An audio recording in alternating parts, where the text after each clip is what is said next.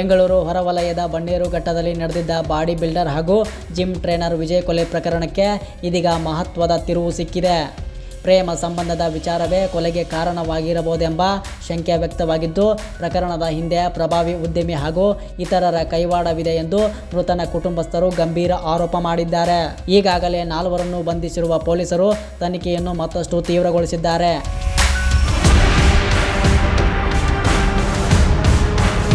Bannerghatta police ಠಾಣೆ ವ್ಯಾಪ್ತಿಯ ರಾಗಿಹಳ್ಳಿ ಸಮೀಪ ಕಳೆದ 10ರಂದು ಪತ್ತೆಯಾಗಿದ್ದ ಅಪರಿಚಿತ ಮೃತದೇಹದ ಪ್ರಕರಣ ಇದೀಗ ಹಲವು ಪ್ರಶ್ನೆಗಳನ್ನು ಹುಟ್ಟುಹಾಕಿದೆ. ಪೊಲೀಸರ ತನಿಖೆಯಲ್ಲಿ ಮೃತ ವ್ಯಕ್ತಿ ಕೋಲಾರ ಜಿಲ್ಲೆಯ ಮುಳಬಾಗಿಲು ಮೂಲದ ವಿಜಯ್ ಎಂಬುದು ದೃಢಪಟ್ಟಿತ್ತು. ಬೆಂಗಳೂರಿನಲ್ಲಿ ಜಿಮ್ ಟ್ರೇನರ್ ಆಗಿ ಕೆಲಸ ಮಾಡುತ್ತಿದ್ದ ವಿಜಯ್ ಬಾಡಿ ಬಿಲ್ಡರ್ ಆಗಿಯೂ ಗುರುತಿಸಿಕೊಂಡಿದ್ದರು.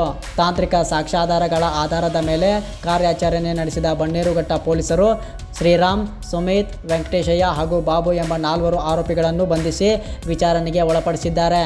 ಆದರೆ ಪ್ರಕರಣಕ್ಕೆ ಇದೀಗ ಹೊಸ ತಿರುವು ಸಿಕ್ಕಿದ್ದು, ಕೊಲೆಯ ಹಿಂದೆ ಪ್ರಭಾವಿ ಉದ್ಯಮಿ ಹಾಗೂ ಇತರರ ಕೈವಾಡವಿದೆ ಎಂದು ವಿಜಯ್ ಕುಟುಂಬಸ್ಥರು ಆರೋಪಿಸಿದ್ದಾರೆ.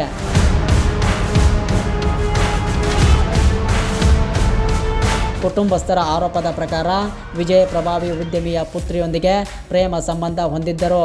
ಇದೇ ವಿಚಾರವಾಗಿ ಉದ್ಯಮಿ ವಿಜಯ್ಗೆ ಹಲವು ಬಾರಿ ಎಚ್ಚರಿಕೆ ನೀಡಿದ್ದ ಎನ್ನಲಾಗಿದೆ.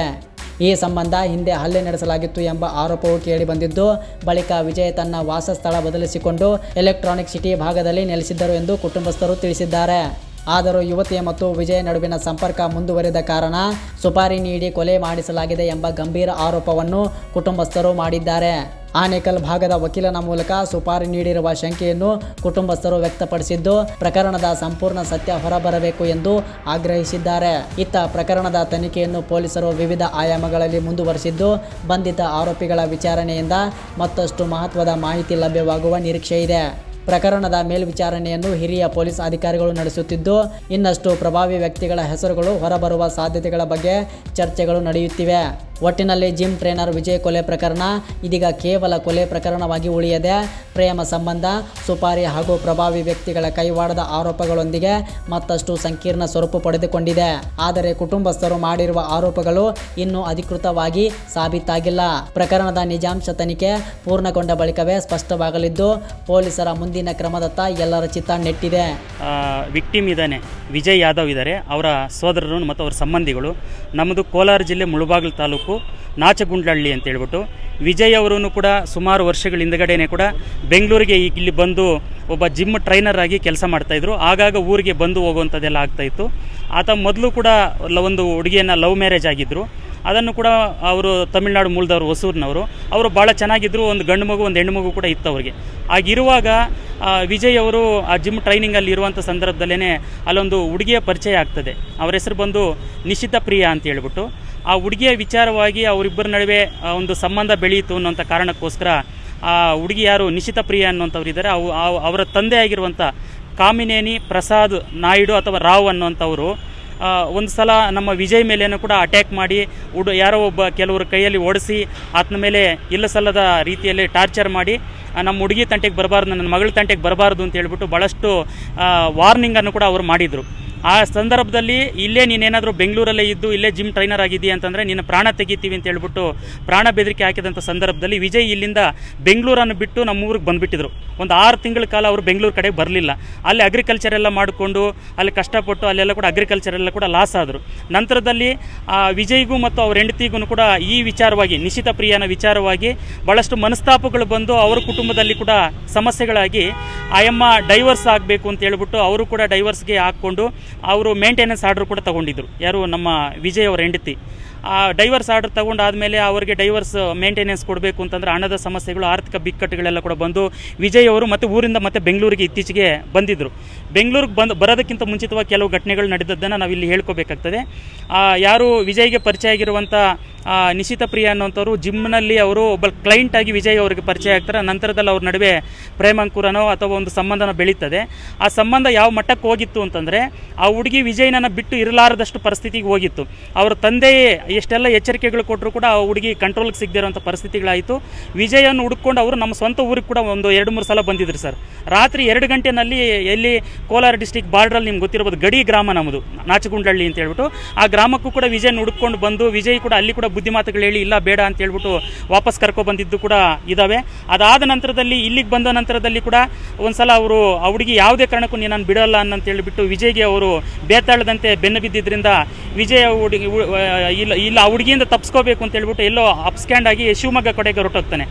ಆ ಸಂದರ್ಭದಲ್ಲಿ ಕೂಡ ಹುಡುಗಿ ಬಂದು ಇಲ್ಲ ನೀನೇ ಬೇಕು ಅಂತ ಹೇಳ್ಬಿಟ್ಟು ಆ ಹುಡುಗನ ಇನ್ಸ್ಟಾಗ್ರಾಮ್ನ ಫಾಲೋ ಆಗಿ ಅವನು ಎಲ್ಲಿದ್ದ ಅಲ್ಲಿಗೆ ಹುಡ್ಕೊಂಡು ಹೋಗ್ತಾರೆ. ನಂತರದಲ್ಲಿ ಅವನು ಕರ್ಕೊಂಡು ನಾರ್ತ್ ಇಂಡಿಯಾ ಕಡೆಗೆ ಬೇರೆ ಬೇರೆ ಸ್ಟೇಟ್ಗಳೆಲ್ಲ ಕೂಡ ಸುತ್ತಾಡ್ಕೊ ಬರ್ತಾರೆ. ನಂತರದಲ್ಲಿ ಅವ್ರನ್ನ ಚಿತ್ರದುರ್ಗ ಪೊಲೀಸರು ಹಿಡ್ಕೊಬಂದು ಮತ್ತೆ ಅವರಿಗೆ ಒಪ್ಪಿಸ್ತಾರೆ. ಆ ಸಂದರ್ಭ KR ಪುರಂ ಪೊಲೀಸ್ ಸ್ಟೇಷನಲ್ಲಿ ಮಿಸ್ಸಿಂಗ್ ಕಂಪ್ಲೇಂಟ್ ಆಗಿ 21 ದಿನಗಳ ನಂತರ ಸಿಕ್ಕಾಕೊಂಡು ಇದು ಮಾಡ್ತಾರೆ. ಆಗ್ಲೂ ಕೂಡ ವಿಜಯ್ ಮೇಲೇನು ಕೂಡ ಭಾಳಷ್ಟು ಹಲ್ಲೆಗಳು ಮತ್ತು ಪ್ರಾಣ ಬೆದರಿಕೆಗಳನ್ನು ಕೂಡ ಆ ನಿಶಿತಾ ಪ್ರಿಯರವರ ತಂದೆ ಆಗಿರುವಂಥ ಆತನು ಬಹಳ ಪ್ರಭಾವಿ ಇದ್ದಾನೆ. ಆತನದು ಆಂಧ್ರ ಪ್ರದೇಶದ ನೆಲ್ಲೂರು ಮೂಲ. ಇಲ್ಲೆಲ್ಲ ಅದೊಂದು ಒಂದು ಸೋಷಿಯಲ್ ಮೀಡಿಯಾ ಪ್ರೊಫೈಲೆಲ್ಲ ನಾವು ನೋಡ್ತಾ ಇದ್ದೀವಿ.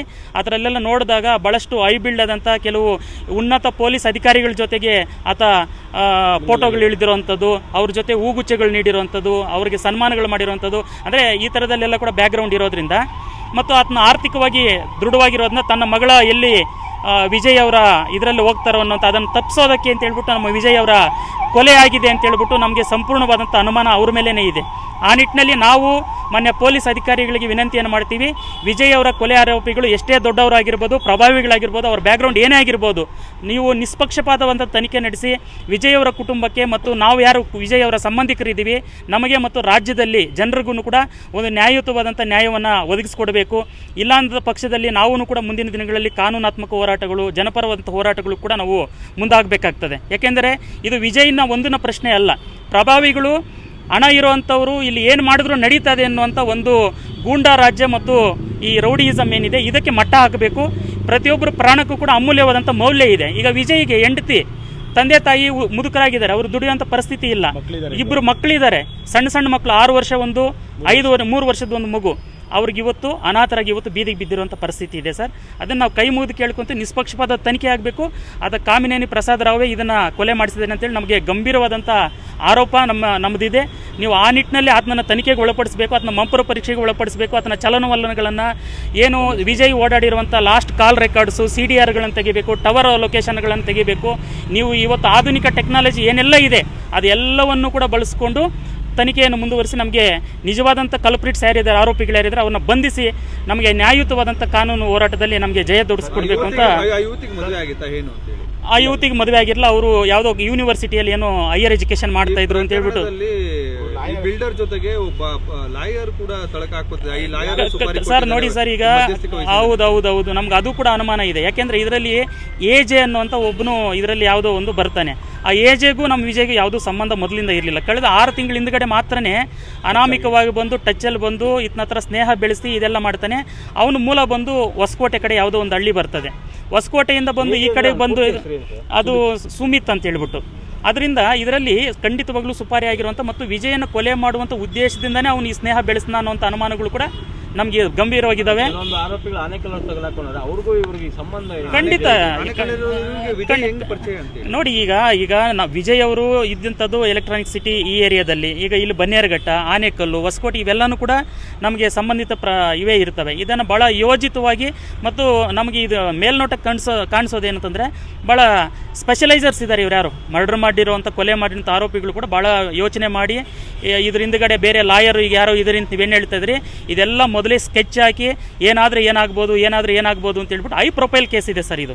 ಇದನ್ನು ಕೂಡ ನಮ್ಮ ಪೊಲೀಸ್ ಇಲಾಖೆಯಲ್ಲಿ ಈಗ ನಮ್ಮ ಗೃಹ ಮಂತ್ರಿಗಳು ಪ್ರಿಯಾಂಕಾ ಖರ್ಗೆ ಸಾಹೇಬರಾಗಿದ್ದಾರೆ. ಅವರಲ್ಲಿ ನಾನು ರಿಕ್ವೆಸ್ಟ್ ಮಾಡ್ತೀನಿ ಸರ್, ಇಂಥ ಪ್ರಕರಣಗಳಲ್ಲಿ ನೀವು ಖಂಡಿತವಾಗ್ಲೂ ನಮಗೆ ನ್ಯಾಯ ದೊರಕಿಸ್ಕೊಡ್ತೀರಿ ಅಂತ. ನಾವು ಕೂಡ ಕುಟುಂಬದ ಸಂತ್ರಸ್ತರೆಲ್ಲ ಕೂಡ ನಾವು ಮುಂದಿನ ದಿನಗಳಲ್ಲಿ ನಮ್ಮ ಗೃಹ ಮಂತ್ರಿಗಳನ್ನು ಕೂಡ ಭೇಟಿ ಆಗಲಿದ್ದೀವಿ ಸರ್. ನಾವು ಪ್ರಮುಖವಾಗಿ ಈ ಒಂದು ಕೊಲೆ ಇಂಥ ಸುಪಾರಿಗೆ 2 ತಿಂಗಳು 3 ತಿಂಗಳು ಹಿಂದೆಗಡೆ ಸ್ಕೆಚ್ ಆಗಿತ್ತು. ಇವರ ಜಿಮ್ಗೆ ಕ್ಲೈಂಟ್ ಆಗಿ ಕೆಲವರೆಲ್ಲ ಹೋಗಿ ಅವ್ರನ್ನ ಪರಿಚಯ ಮಾಡ್ಕೊಂಡು ಕರೆಸ್ಕೊಂಡು ಈ ಥರ ಮಾಡಿದ್ದಾರೆ. ಹೌದು ಸರ್, ಈಗ ಹೌದು ಸರ್, ಅವ್ರು ಏನು ನಮ್ಮ ವಿಜಯ್ ಅವರು ಕೆಲಸ ಮಾಡ್ತಂಥ ಜಿಮ್ ಏನಿತ್ತು ಆ ಜಿಮ್ನಲ್ಲಿ ಇವ್ರು ಯಾರು ಕೂಡ ಮೊದಲಿಂದ ಕ್ಲೈಂಟ್ಸ್ ಅಲ್ಲ. ಈಗ ಕೆಲವು ಆರೋಪಿಗಳು ಏನಿದ್ದಾರೆ ಅವರೆಲ್ಲ ಅವರೂ ಕೂಡ ಅನಾಮಿಕವಾಗಿ ಬಂದು ಈಗ ಇದನ್ನ ಕೊಲೆ ಮಾಡುವಂಥ ಉದ್ದೇಶದಿಂದನೇ ಇವರು ಈ ಥರ ಸ್ನೇಹ ಬೆಳೆಸ್ಕೊಂಡಿದ್ದಾರೆ ಅನ್ನೋಂಥದ್ದು ನಮಗೂ ಗಟ್ಟಿಯಾದಂಥ ಅನುಮಾನಗಳು ಕೂಡ ಇದ್ದಾವೆ.